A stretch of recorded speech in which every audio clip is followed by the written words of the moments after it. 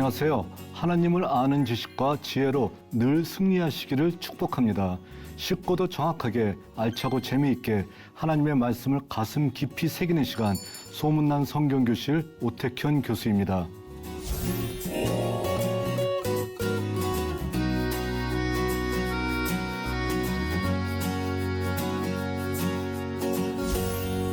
지난 시간에 나눈 내용을 기억하시는지요? 지난 시간에는 제3강 불운한 영웅 사울이라는 제목으로 저희들이 함께 말씀을 나눴습니다. 오늘 나눌 제목은 제4강 다윗과 지역주의 극복이라고 하는 제목입니다. 다윗이 했던 일 가운데서 가장 잘한 일이 무엇이라고 생각하시나요? 바로 지역주의 극복이 그 중에 하나라는 것입니다.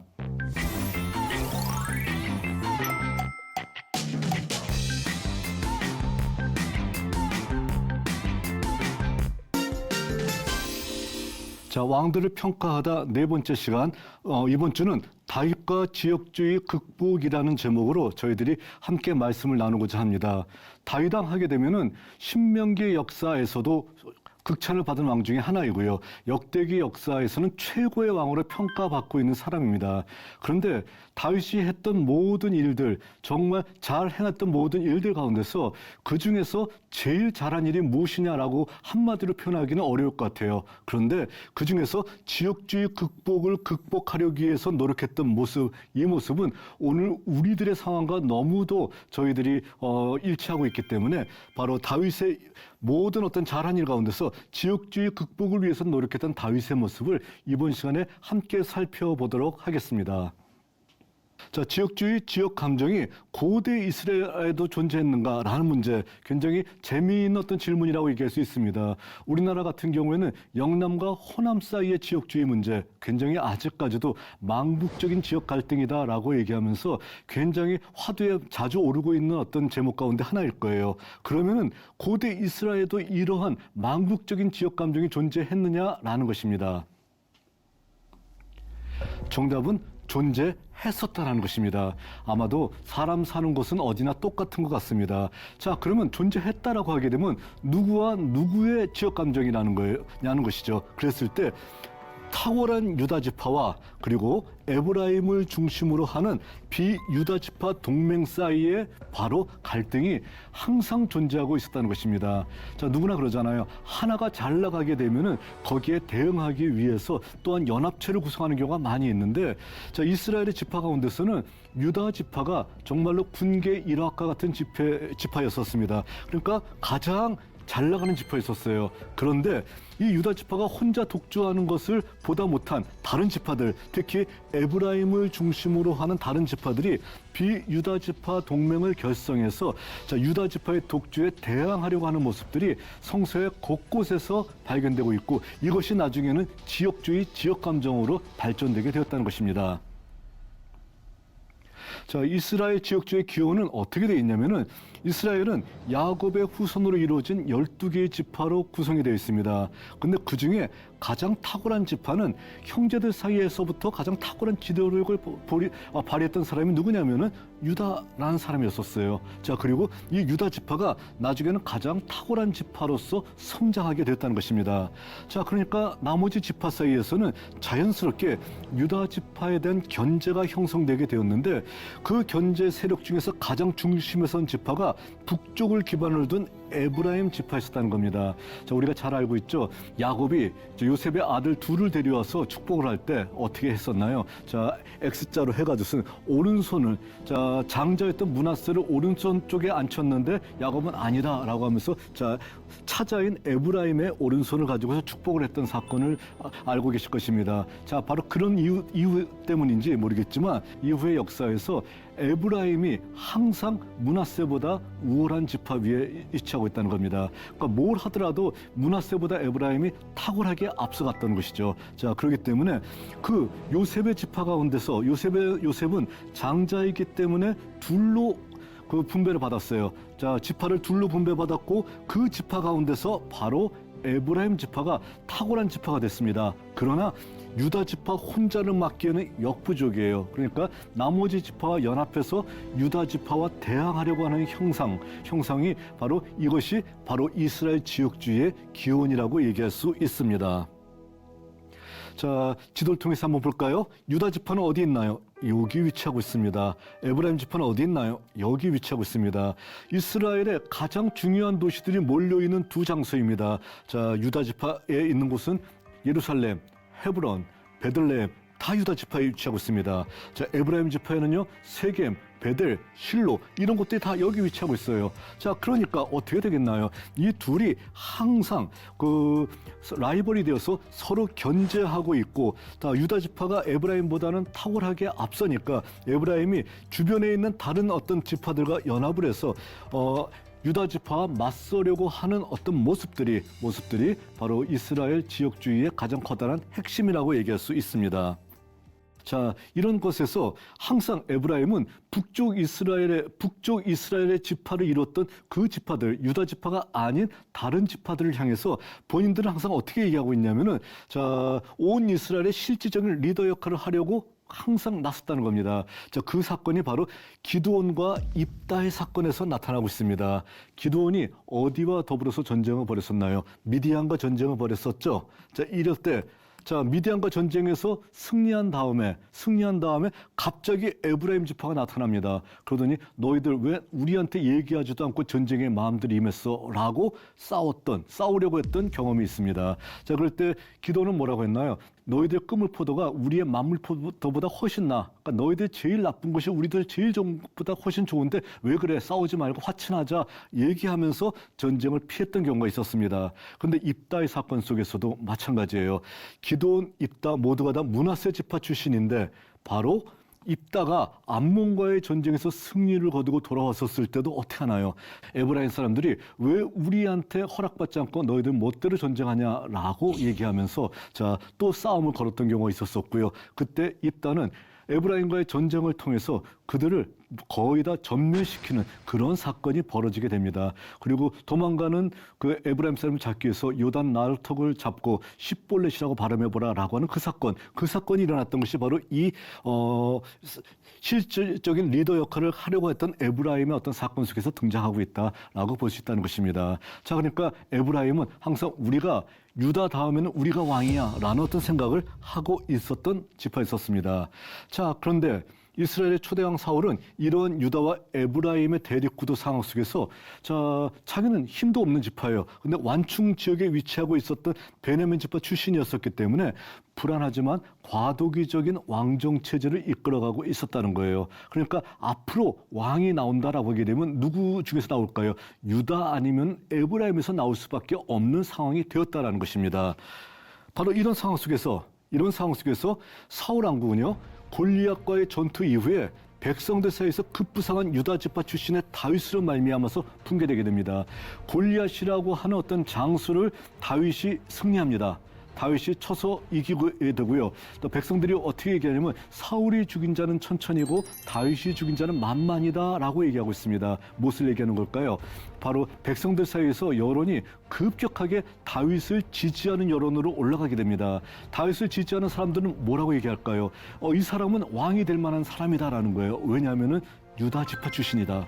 그리고 불안하게 베냐민 지파 사울이 아니라 유다 지파 출중한 지파이기 때문에 이 사람이 왕이 될 수 있는 충분한 자격이 있고 골리앗 같은 어떤 장수를 쳐서 이길 정도로 하게 되면은 뭐 이 사람은 정말 최고의 장수 아니겠는가, 최고의 왕이 될 수 있어라고 하면서 바로 이스라엘과 유다의 어떤 그런 왕으로서 다윗이 거의 옹립되게 되는 것입니다. 자, 우여곡절이 많이 있었었죠. 그러나 한마디로 얘기해서 나중에 다윗은 명실상부한 통일왕국의 왕으로서 그가 등극하게 되는 것이고요.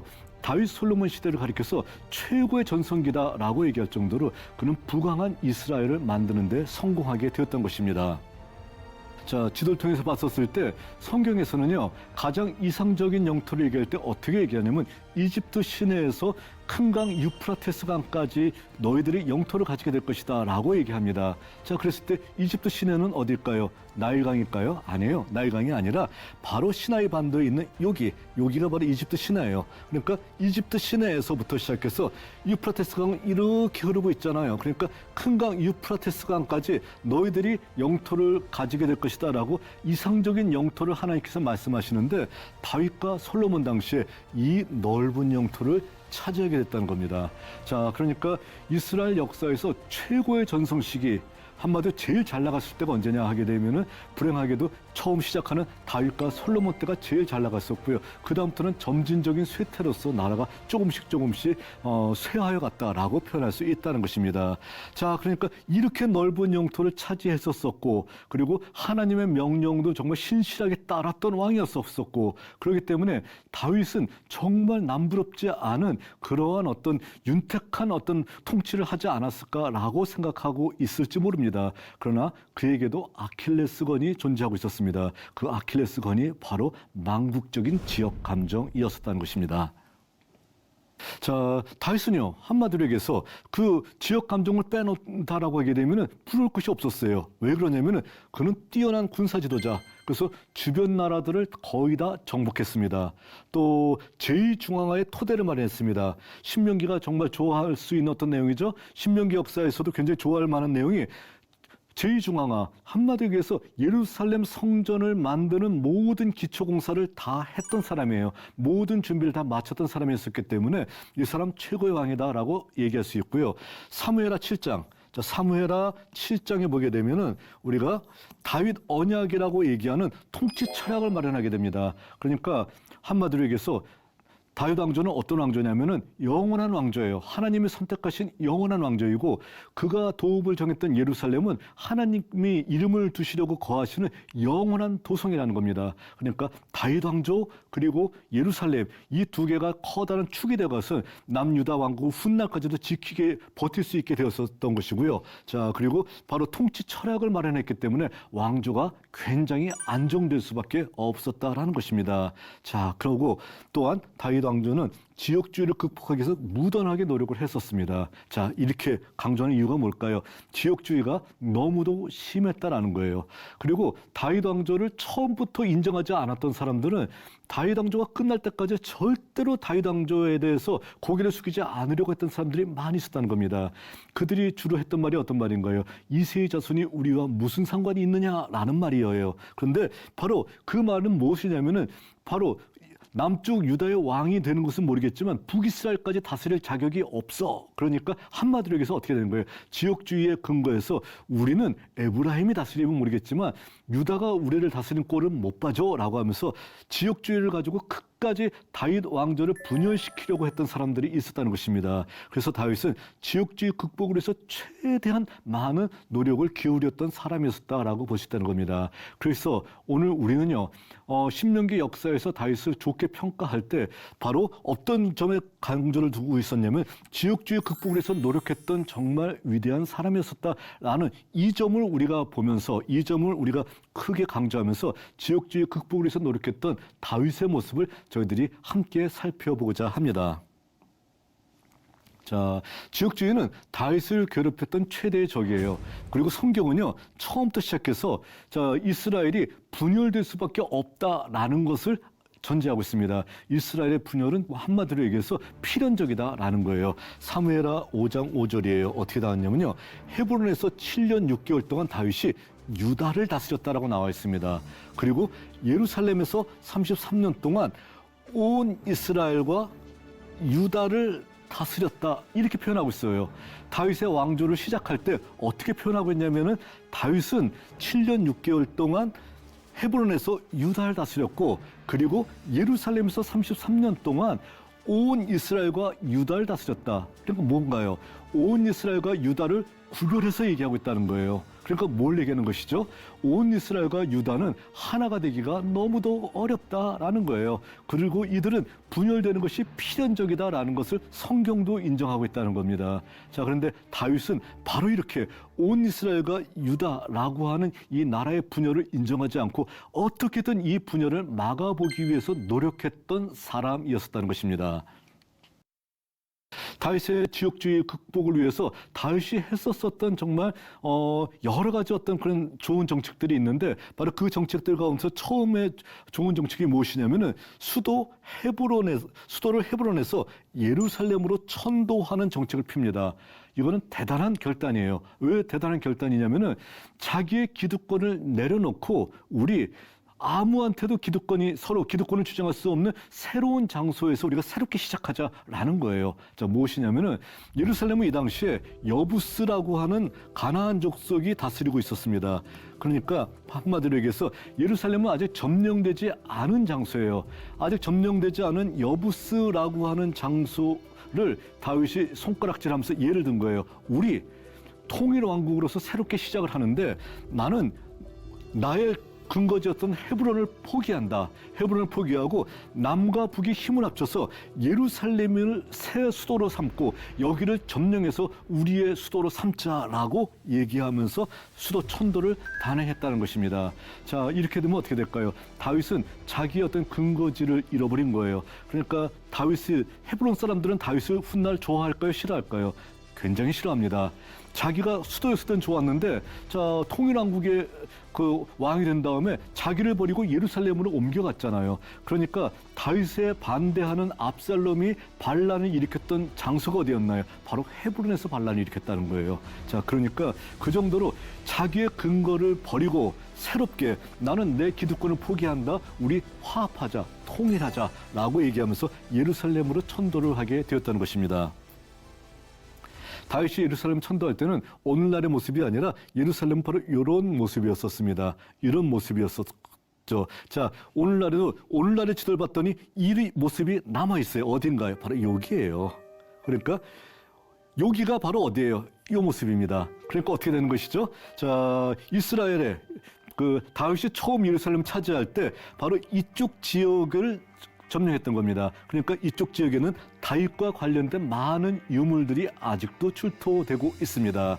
자, 다윗이 예루살렘을 봤었을 때 한번 보시기 바랍니다. 3면이 골짜기로 되어 있습니다. 기드론 골짜기, 중앙 골짜기, 흰놈의 아들 골짜기 이렇게 3면이 골짜기로 되어 있고 침입을 하려면 북쪽으로밖에 침입을 할 수가 없어요. 그런데 아무리 보더라도 여기는 난공불락의 요새예요. 아무리 보더라도 여기를 침입할 수가 없습니다. 그러니까 여부스 사람들이 뭐라고 하나요? 여기 눈먼 사람이나 아니면 다리 저는 사람이 지켜도 너희들 막을 수 있어. 이렇게 자신만만합니다. 다윗이 생각합니다. 뭔가 아킬레스건이 있을 것이다. 찾아봐요. 찾아봤더니 수로가 있던 것을 발견했던 거예요. 그래서 다윗이 성 바깥에 있는 기온샘의 물을 그들이 끌어다가 쓰고 있는 것을 발견한 다음에 여기서 기습을 해서 올라갑니다. 그리고 높이 올라가요. 그래서 어떻게 합니까? 밤에 기습을 해서 성문을 열고 예루살렘을 점령하게 됐다는 겁니다. 다윗은 정말 난공불락의 요새도 다윗에게 걸리게 되면 아무것도 추풍낙엽처럼 떨어질 수밖에 없고요. 뛰어난 군사적 지도자라는 것을 우리가 보여주고 있는 대목이라고 얘기할 수 있습니다. 다윗이 그래서 예루살렘을 정복하게 되고 자기의 기득권을 버리고 새롭게 시작을 하게 되었다는 것입니다. 자, 그리고 다윗은 예루살렘으로 천도를 하고 난 다음에 지역주의 극복을 해서 어떻게 하냐면은 북이스라엘로 지칭되는 온 이스라엘, 다시 여기서 에브라임을 중심으로 한 북이스라엘 지파를 향해서 차별 정책을 실시하지 않습니다. 이런 거예요. 차별 정책이라면 어떤 정책이 있을까요? 세금을 남쪽이들은 조금 내고 북쪽 이스라엘은 많이 내게 한다는 거. 군대를 소집할 때 북이스라엘 사람들은 다 징집을 하고 그리고 남유대 사람들은 징집을 하지 않는다라고 하기도 어떻게 될까요? 이런 게 차별 정책이잖아요. 그러니까 다윗은 이런 차별 정책을 실시하지 않았다는 겁니다. 그런데 이렇게 차별 정책을 실시하면 어떻게 될까요? 나라가 필연적으로 분열될 수밖에 없잖아요. 그런데 그런 정책을 실시했던 사람이 있었습니다. 누구냐면은 바로 솔로몬입니다. 솔로몬은 철저하게 남유다만을 위하고 차별 정책을 실시했어요. 그러니까 솔로몬이 죽고 난 다음에 어떤 일이 벌어졌을까요? 나라가 필연적으로 분열될 수밖에 없었다는 거예요. 근데 다윗은 자기한테 불리하다라고 생각이 되었지만 어떻게 하는 겁니까? 절대로 차별 정책을 실시하지 않았습니다. 내가 조금 손해를 본 한이 있더라도 우리가 하나의 나라로서 우리가 나가기 위해서는 절대로 차별 정책 실시해서는 안 된다라고 생각을 하면서 철저하게 남과 북을 화합하는 정책을 폈던 것이 바로 다윗의 정책이었다는 것입니다. 자, 그리고 다윗은요, 지역주의에 편승한 반란이 여러 번 일어났었어요. 어떤 반란이 일어났었나요? 베냐민 지파 비그리의 아들 세바의 반란. 이건 어떤 반란이에요? 한마디로 베냐민 지파는 사울 왕국의 복원을 꾀하는 어떤 그런 반란이거든요. 이 세 아들이 우리와 무슨 상관이 있느냐라고 하면서 반란을 일으켰던 거예요. 그 반란을 진압하고 난 다음에도 절대로 보복하지 않았습니다. 또 가장 치명적인 반란이죠. 자기 아들이었었던 압살롬이 왕위를 찬탈하기 위해서 반란을 일으킵니다.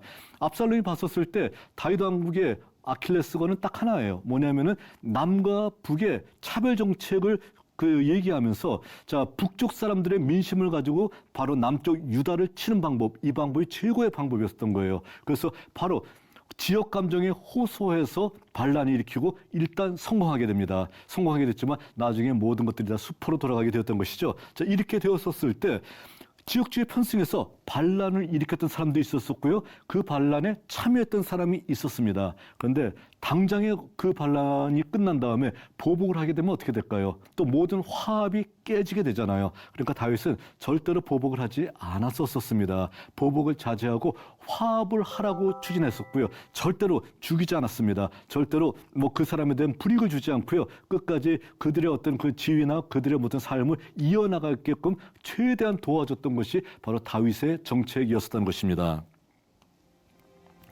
자, 그랬을 때 바로 압살롬의 반란이나 비그리 아들 세바의 반란이나 했었을 때 다른 편에 서 있는 사람이 있었습니다. 자, 무비보셋, 약간 묘한 사람이었었죠. 또 시므이라는 사람, 이건 대놓고 다윗을 욕했던 사람이었었잖아요. 자, 이랬을 때 이들에 대해서 어떻게 했었나요? 이들에 대해서 보복하지 말 것을 얘기했습니다. 보복하지 말고 나중에 그래도 뒤끝은 있어가지고서 자기가 죽을 때 절대로 그들을 그냥 내버두지 말아라라고 솔로몬한테 모든 것을 토스하긴 했었습니다. 많은 자, 절대로 자기가 살아있는 동안에는 정치적인 보복을 자제했었습니다. 왜냐하면 정당한 판결이라 할지라도 상대방의 입장에서는 정치적인 보복이라고 생각하게 될 수밖에 없었고요. 그럴 경우에는 분열이 필연적으로 일어날 수밖에 없었기 때문에 보복을 자제하고 있는 경우를 우리가 볼 수 있었다는 것이죠.